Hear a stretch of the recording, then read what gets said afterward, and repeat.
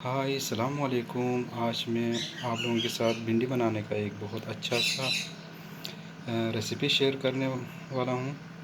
तो इसको बनाना बहुत आसान है, बहुत कम टाइम में एक बहुत लजीज खाना ये बन के तैयार हो जाता है। ये जो लेडी फिंगर है, इसको इस तरह से क्यूब्स कट करें। इस भिंडी में किसी किसी के अंदर कीड़ा होता है, थोड़ा एहतियात करें।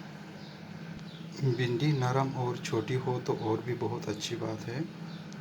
अब भिंडी काट कर रेडी है। इसको थोड़ा सा हल्का ऑयल लेना है, इसमें हल्का सा नमक मिला के इसको तल लेना है बस। अब मैंने तलने के लिए फ्राई पैन में घी डाला है। बिस्मिल्लाहिर्रहमानिर्रहीम। अब ये माशाल्लाह से ऑयल में अच्छे से आराम आराम से तल रही है। ये बहुत आसानी से बनकर तैयार हो जाती है। बस आपने और कुछ नहीं करना है, तलना है इसको। इसके बाद कच्चे ऑनियन के साथ, कच्चे पक्के ऑनियन के साथ इसको फिर से फ्राई करना है।